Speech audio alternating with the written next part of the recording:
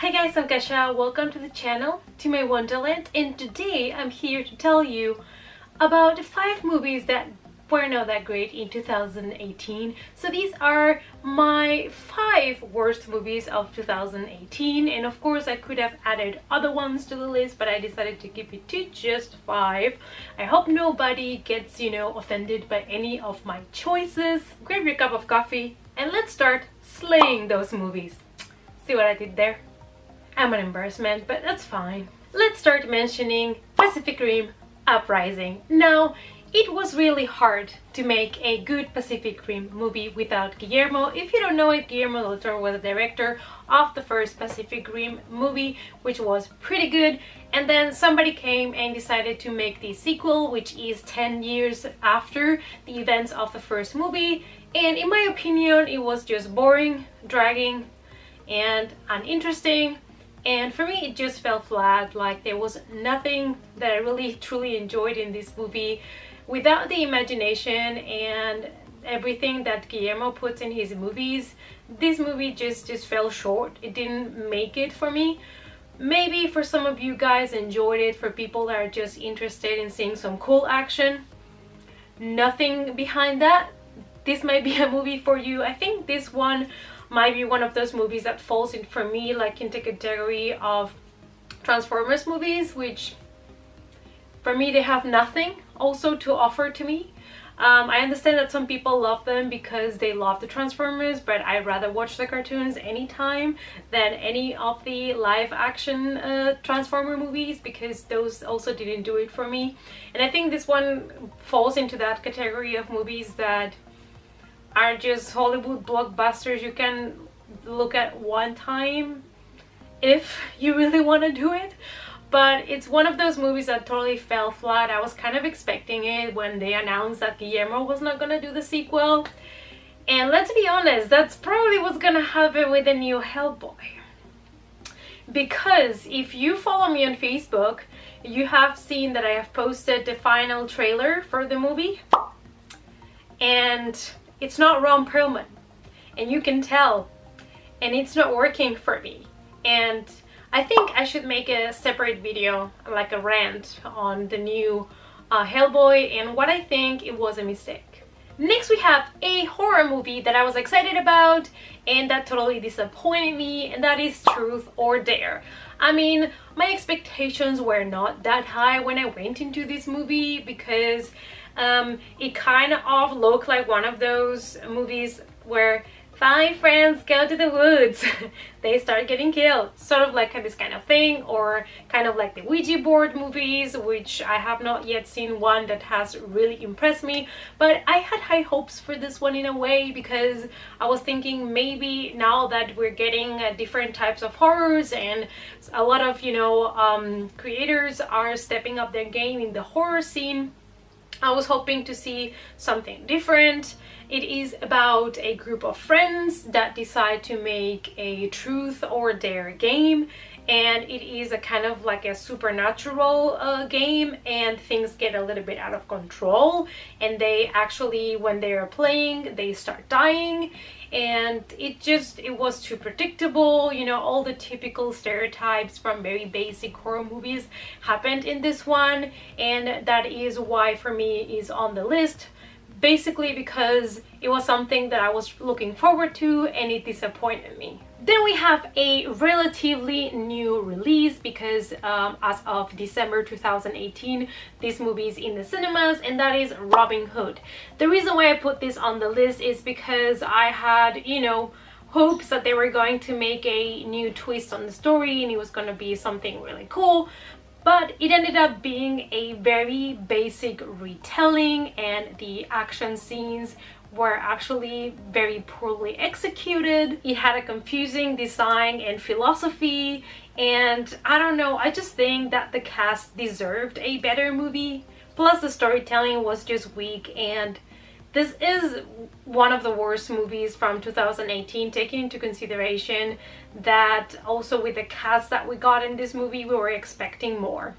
Another horror movie that I thought I was going to like, but then didn't make the cut was a Netflix exclusive, and that is Malevolent. So when I saw the trailer for this movie, I thought, nice. I was thinking it was gonna be one of those movies that I like with hand cameras and more like ghost encounters and things like that, and I was gonna be like, nice, this is good. And I had also faith in Netflix, even though Open House this year, which nearly made it also to this list because Open House, that was not good. But anyways, we're talking now of Malevolent. So Malevolent, the problem I had with this movie is that the premise was good, but then it was poorly executed.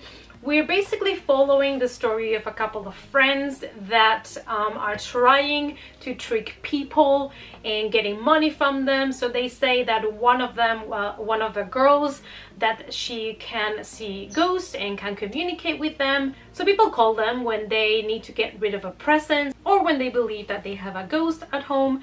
But what they don't know is that these guys fake everything. They bring with them like machines with pre-recorded sounds and things like that to make them believe that they have actually encountered that ghost and made it go away. It's fun and giggles, and they're making a lot of money out of this business, which is basically tricking people into believing that they got rid of the ghost. Even though everything is a lie, it's a setup, everything is fake. Until they get to a mansion where a woman, kind of weird old lady, she claims she's seeing the ghosts of all the little girls that used to live in that mansion back then when I believe it was an orphanage. And things really get weird when this fake medium sees a real ghost for the first time. For me, it had everything to be a movie that I was gonna love. I love everything that has to do with like orphanage, children, unsolved murders, ghosts, all of that stuff. So I was like, I'm gonna love this. But no, the movie was sadly a little bit boring. There was not enough like moments where you were excited or nervous or any of that. There was a couple of good scenes at the end, I'll give them that, but that was about it.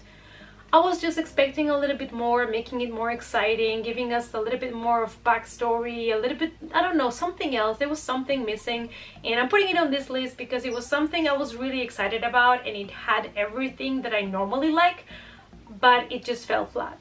And the last one I would like to mention, even though people might be shocked, it is Fantastic Beasts: The Crimes of Grindelwald. And why is this movie here? It's because this movie was based in one huge mystery that was revealed at the beginning of the movie, and everything else was just horrible. Everything is based in this mystery that is revealed way too early, and then everything just gets super weird and confusing. This movie messed up the whole universe, and I'm very mad about it. A lot of people that I follow on the booktube community that are hardcore fans of Harry Potter books, as I am, and love the storytelling of J.K. Rowling in the whole Harry Potter series, have been so mad and disappointed about this movie that I knew it was gonna be bad.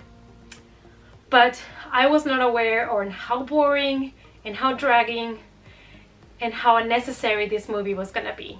I'm just sad and a little bit bitter because after The Cursed Child, I didn't think there was anything else that was gonna happen to the Harry Potter universe that was gonna disappoint me. But I guess they found something else, The Crimes of Grindelwald, great. And I am one of the people that don't mind Johnny Depp in the movie because I've always loved Johnny Depp. I'm a supporter, so I was happy to see him in the first Fantastic Beasts movie, actually at the very end. But nothing could save this movie. Nothing could. Basically, we follow the story of Grindelwald, and he wants to build up this world of only pure blood wizards. And so Albus Dumbledore calls his best student back then, Newt Scamander, and he wants him to help. And this movie, like the fact that this movie exists, it's a disappointment for the whole universe that J.K. Rowling created. I'm not really sure what her thoughts are on this movie, but I think from now on they should let her make all the scripts for all the movies, and we should stop to make this bullcrap. Thanks. So these are 5 movies that were a big disappointment for me. That's the reason why I included them in the 5 worst movies of 2018. Mostly because they're movies that I thought I was gonna like, but then they were bad. So if you loved any of these movies, please don't take it personal. It's just my subjective opinion on the movies. Let me know down below what you thought about my choices and which other ones would you have added to this list. Thanks so much for watching. I hope that you enjoyed the video. Give it a thumbs up, subscribe to the channel. All my other social media is listed down below for you guys, and I hope to see you all in the next coffee time. Bye!